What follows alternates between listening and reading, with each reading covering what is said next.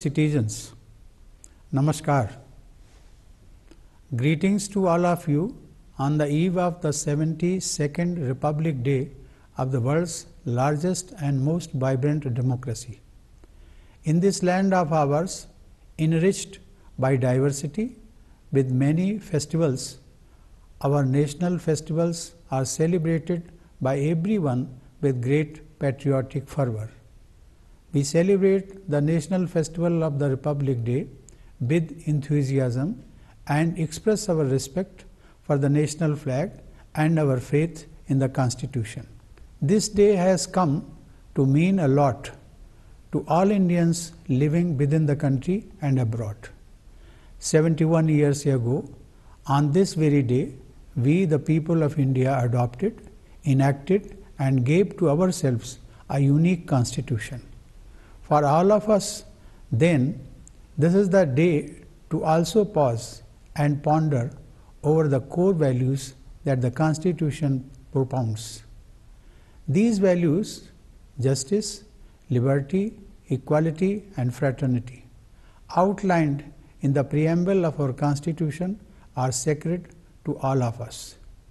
Its abiding adherence is meant not only for those who are mandated to govern, but for the people at large. It is not without reason that the wise men and women who framed the Constitution chose to place these 4 terms at the very beginning of the Constitution to build the foundation on which the edifice of our democracy rests. In fact, these were the values that guided our freedom struggle. A galaxy of great leaders and thinkers like Bal Gangadhar Tilak, Lala Lajpat Rai, Mahatma Gandhi, and Subhash Chandra Bose inspired our freedom struggle. They had diverse dreams of a magnificent future of the motherland, but common to their aspirations were these values: justice, liberty, equality, and fraternity. I would like that we go further back into history and inquire why precisely these values guided our nation builders. And the answer is obvious. This land and its inhabitants have cherished these ideals from the time immemorial. Justice, liberty, equality, and fraternity are perennial principles of our philosophy of life.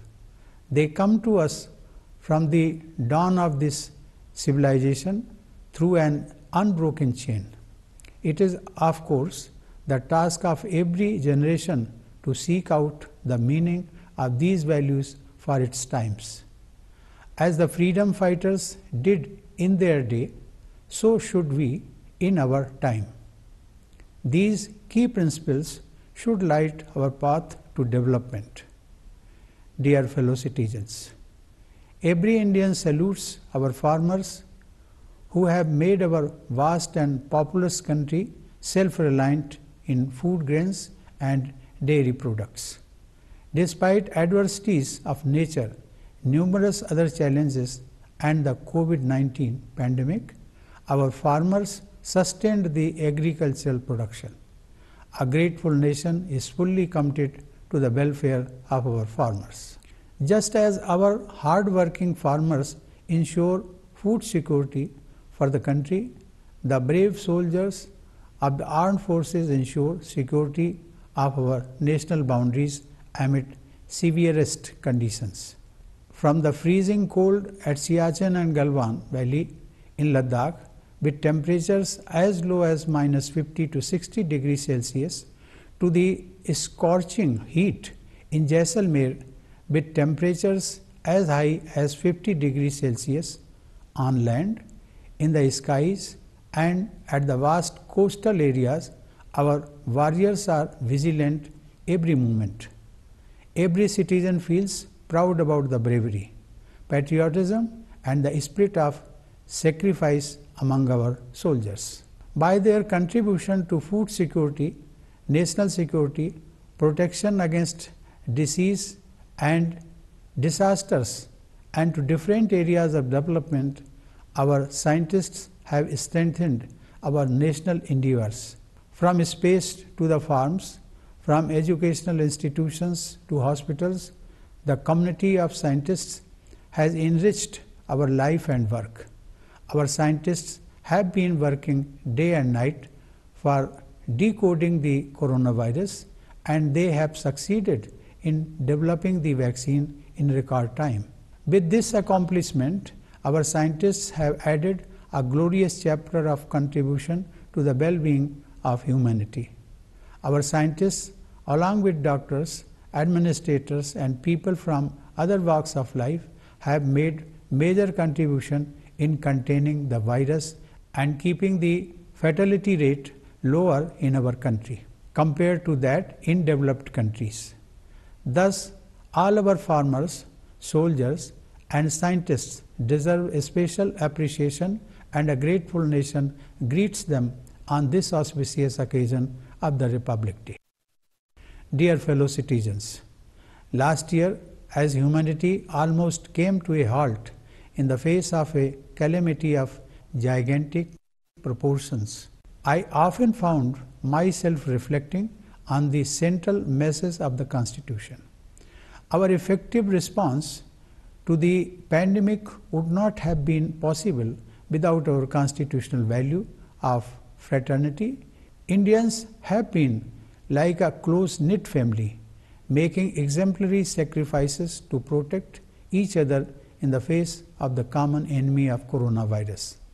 I am thinking here of doctors, nurses, paramedics, healthcare administrators, and sanitation workers who put their own lives at risk to care for COVID-19 patients. Some of them even lost their lives. Along with them, about 1.5 lakh people became victims of this pandemic. I convey my condolences to the bereaved families. Our frontline corona warriors were ordinary citizens who turned out to be extraordinary. When the history of this tragic chapter, which is not yet over, is written, I am confident that the future generations will behold you all for the heroic response to the crisis for which no one could have truly prepared. Given our country's population density, diversity of cultural traditions, natural and geographical challenges, taking precautionary measures against COVID-19 was far more difficult for us.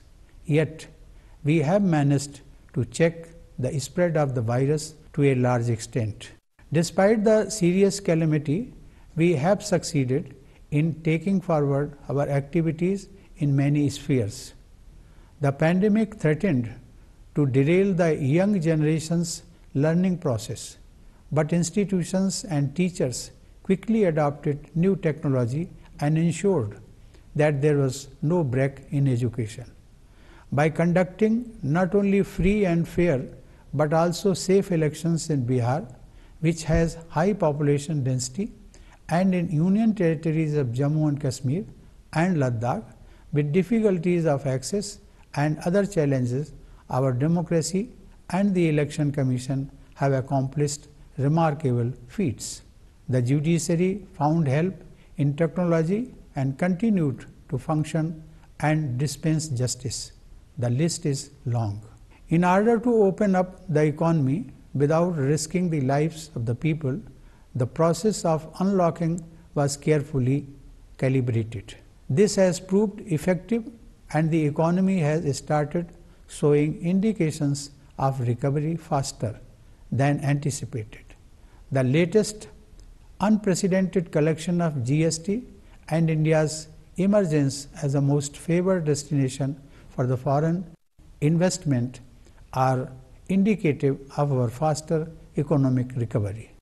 The government has encouraged small and medium industries to unleash entrepreneurial spirit by providing easy loans to them and help them to come up with innovative business ideas.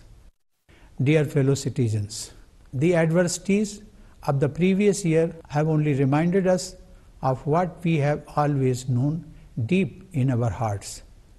That care and concern for humanity and the feeling of fraternity is what kept us together for millennia.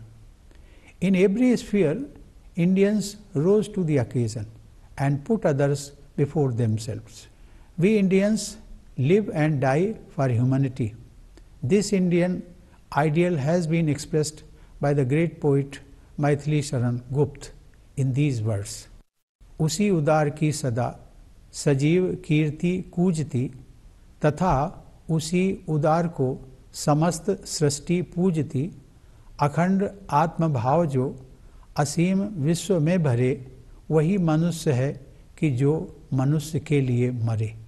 In English, these sentiments can be broadly conveyed in the following words. It is the benevolent whose glory lives on in songs eternal.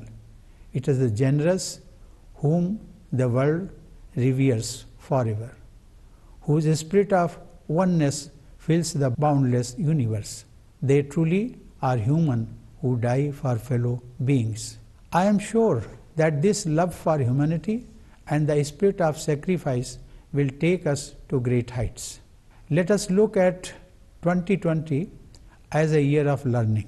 There were miracles of a revitalizing Mother Nature which taught humanity a hard lesson that the small is not expedient but complementary to the big. I am sure that with a view to reducing the risk of such pandemics, the issue of climate change will be accorded top priority at the global level.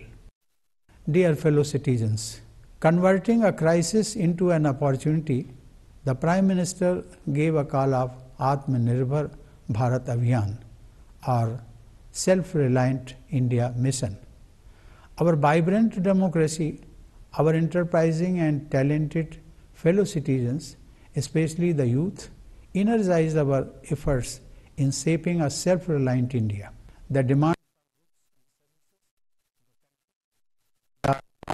efforts to meet them and the use of modern technology in such efforts are strengthening Atmanirbhar Bharat Abhiyan. Under this mission, steps have been taken for economic growth as well as employment generation by promoting micro, small and medium enterprises and making the startup ecosystem more robust. It has become a movement being taken forward by the people themselves. Atmanirbhar Bharat Abhiyan is in line with the aspiration to shape a new India by the year 2022, when our country turns 75. This will be a significant milestone in the journey of the nation, as from providing pakka houses with basic facilities for every family to doubling the income of farmers. In order to build an inclusive society of New India, we are giving a special emphasis on education, health, nutrition, upliftment of the underprivileged, and welfare of women. Adversity often plays the role of a great teacher. It makes us stronger and more confident. With that confidence, India has taken great strides in several sectors. Economic reforms have continued apace and have been supplemented by long-pending reforms in the areas of labor and agriculture through legislation. The path to reform at the initial stages may cause misapprehensions.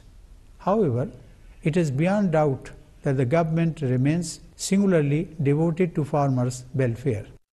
Equally salient but touching more lives directly is the comprehensive reform in education which was long overdue. The National Education Policy 2020, with its stress on tradition as well as technology, will lay the foundation of a new India which aspires to emerge as a knowledge hub on the international stage. This reform promises to incubate innate talent of students and ignite their minds to take up the challenges of life. The net outcome of all these efforts is before us. After about a year of this unforeseen ordeal, India today stands not despondent but confident. The slowdown has turned out to be transitory as the economy has regained its dynamism. A self-reliant India has manufactured its own vaccine for COVID-19 and is now undertaking a mass vaccination drive, which will be the largest exercise of its kind in history. The administration and health services are working with full readiness to make this exercise a success. I urge upon the countrymen to utilize this lifeline and get vaccinated as per guidelines. Your health opens the way for your advancement. Today, India is being rightly called pharmacy of the world, as we are supplying medicines and other healthcare items to several countries to alleviate people's suffering and contain the pandemic across the globe. Now we also provide vaccines to other countries. Dear fellow citizens, the past year was a time of adversity, and it came from many fronts.